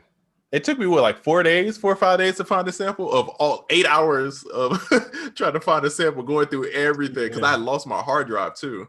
So that made it worse. So that's another thing of backing all your stuff up, because on top of me missing months of like stuff, of course I would get a placement with the one beat that's in that folder, and I'm missing that joint, and I have no idea what the sample is. So that was a whole, you know, the whole thing. So yeah, back up your stuff. Don't worry about samples. Definitely. Someone here says you guys have the best drum sounds I've ever heard. I was wondering if you guys are going to make any live drum sounds for sample packs in the future.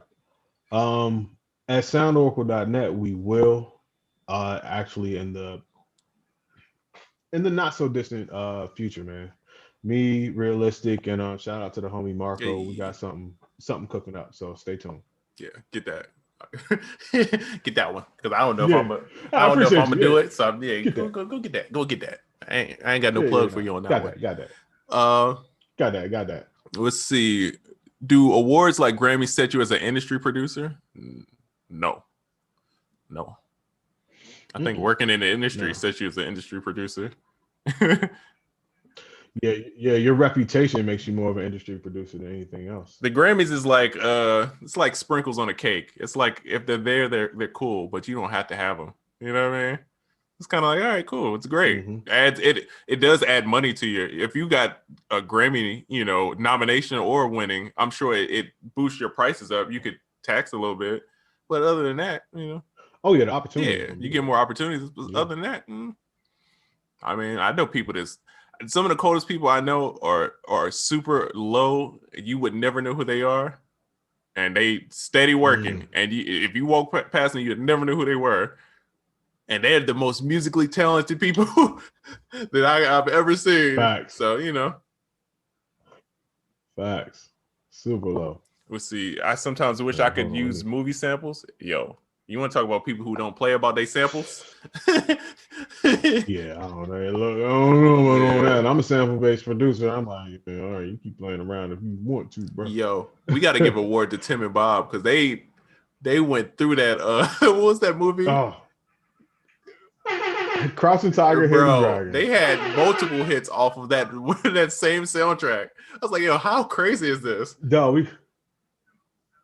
Yo, shout out to the homie, big brother of mine, Tim Kelly. We got to get him on here one day just to talk about that. Cause, bro, I've talked to him at length, hours about samples and about that particular soundtrack, and he gave me the whole story on how that came to be and how that whole thing took off. And I think it's an interesting story. So we got to have him on here one day. That's facts. Fully says if you make a track using a vocal hook from a service like Splice and it becomes a hit, would the songwriter who did the vocal hook have claim to a piece of the publishing? No. Splice is royalty free. Yeah, as long as you got a membership, you good, or you had one.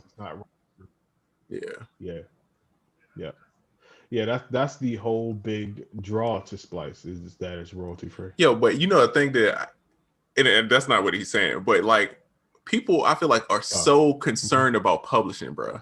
People are so concerned about like, does this person get? Yo, I'm telling you, you have to get over that. In this business, you're gonna split publishing. You're gonna, it's happening. You're gonna split everything. It's gonna happen. So don't stress over it. Like it's gonna happen. Get you a lawyer, make sure it's fair. But you're never. Well, I'm not gonna say never, but 9 times out of 10, you're not just getting 50% of a record. It's not gonna happen. It's not. It's gonna be. You know the best way. Go ahead. My bad. Oh no, you was about to get into something. No, I was gonna say it's gonna be an engineer that if you got a long-term engineer, you gotta pay them. Sometimes people to make the play, they gonna have to get their little 5-7%. You know what I'm saying? Somewhere in there, it's gonna be some. If you co-produce, of course, that's gonna get broken up. So just get used to it. Don't stress about that. Exactly. I say the easiest way to stress less over having to split up some payments on a placement is to get more than one placement. If you got 10 placements, you're not gonna worry about splitting a little bit on one. And I know that's like a real vague umbrella thing to say, but it's more of a mindset or mind shift cue than anything. You know what I mean? If you only have $1, you're gonna hold on to that $1 and protect it from the wind and all that. If you got $1 million, you might let that $1 blow away in the wind and not really think about it. You know what I mean? So that's kind of where I'm going with that analogy. That's facts. Paul Cabin is a producer like that. Yo, Paul is cold. Come on, man. Talk about it. Shout out to Paul, it's crazy with it. Yeah, man. But man, we gotta wrap it up, brother. Oh, okay, cool. Yeah. Oh yeah. I guess we I didn't realize it. Take one more. Yeah, we could take one more and then get up out of here. All right. Let's see. Okay, speaking on your journey of getting your business in order, setting yourself up to collect royalties, what was your failures and wins? Man, I mean, setting the business up. I mean, luckily, bro, I had one of my good friends. It's somebody I went to college with, and she's an entertainment lawyer, so I learned a lot from her. And but getting your business incorporated and all that stuff, getting your sound exchange, getting your PRO, all the basic stuff, get that out the way, and then getting an entertainment lawyer. You can't go wrong, bro. Like pay them and get it done right.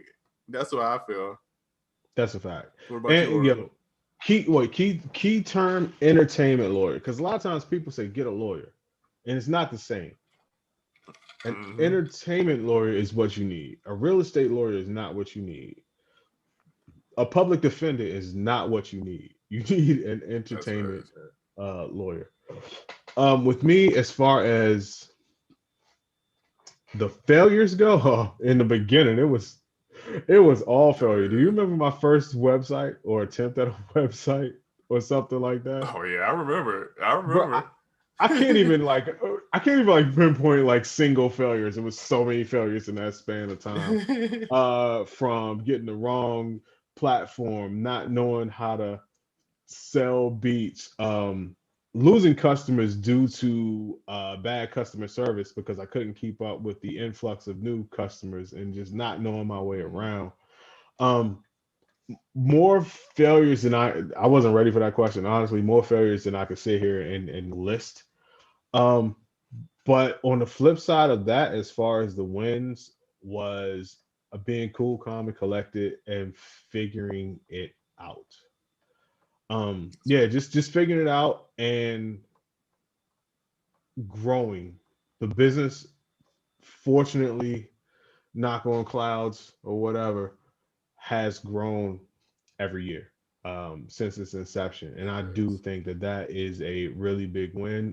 Consistency and consistent growth amongst everything is a great, and that's like good blood pressure for your business. Like, oh, your business is still very healthy. As a matter of fact, your cholesterol keeps going down, and everything is really good. So the biggest win I would say to me was just consistent growth over the years. That's facts. Yeah. And I will say, I had an instance the other day of, get you a lawyer. Even people talk about getting a manager first. Get a lawyer, bro. Get a lawyer ASAP Yes. because they can help you on so many ends, bro. Because I had a record I hadn't got paid for. Email my lawyer, like, hey, can we check into that? She texted me yesterday. It'll be there 2 or 3 There you days. go. Let me know when that's Listen, there. Cool. I'm like, great. Let's run it. You know what I mean? hey, correct me if you think I'm wrong in this assumption. You can make it with a lawyer and no manager, but it's tough to make it with a manager and no lawyer. Oh, bro. If you have that runs into issues right there because the manager, dog, I've You seen might need it. a lawyer for the manager. Bro, I've seen it, bro. So hey, you gotta lawyers. I mean, and they're gonna cost, bro. Like they're not the cheapest thing, but it's been cases, bro, where I've co-produced a record and had to split the advance, and then by the time I pay my manager and I pay the lawyer, I don't really. Other people made more money than me, but I would rather do that and be safe and make my money on the back end and make sure everything's cool than try to forget the lawyer and cut her out. You know what I'm saying? And then end up signing something crazy because I don't know what that. I don't know what this stuff says. You know what I mean? So I'm gonna go to the professional. Facts. So it's one of those things.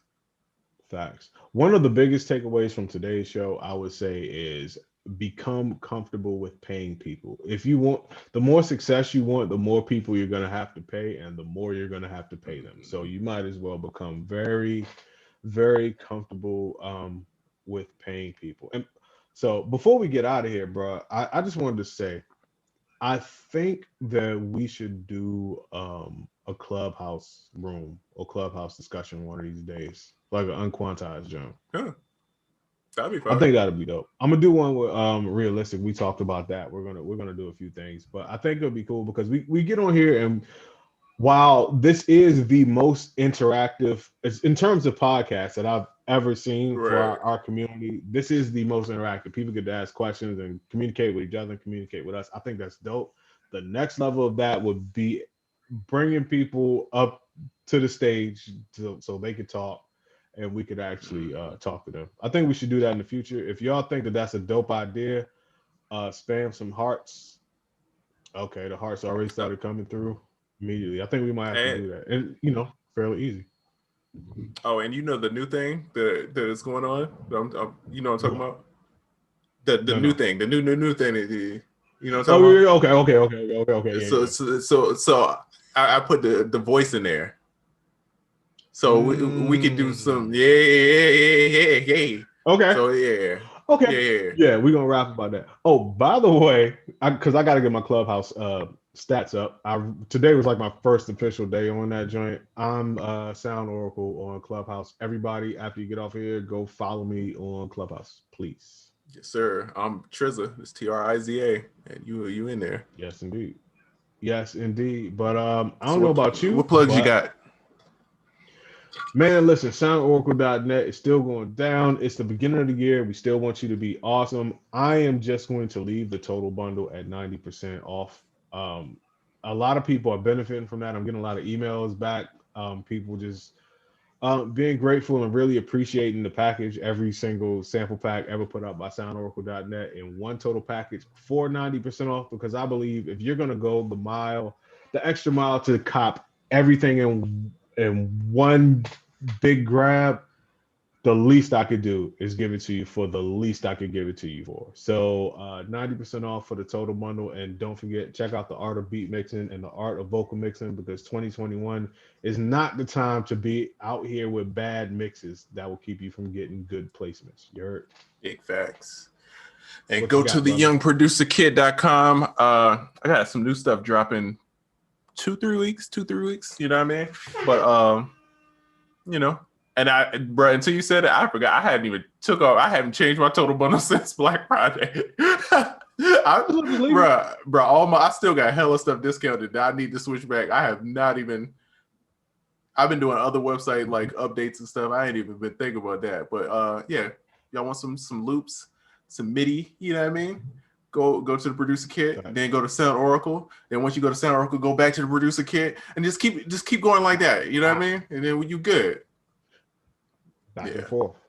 Man, well, listen, it's been a great podcast. If it's your first time here, thank you for joining us. When you get off, like I said, follow us on Clubhouse and also tell your friends about us. And please come back next Friday, because we really enjoyed having you. As you can see here, you could ask your questions, you get them answered in real time. We don't shy away from anything. We even get the smoke with all the dogs, so we don't care.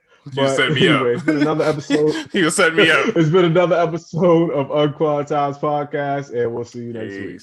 Later.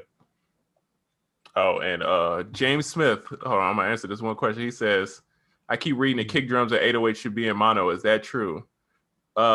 Yes and no. I mean, it's no guarantees in music, but it helps keep everything. You know what I mean? Because if you're in a club, everything's in mono anyway. So it's like, you know, you want it to hit the. You want to get the most. You want to cancel out the phasing. That's a fact.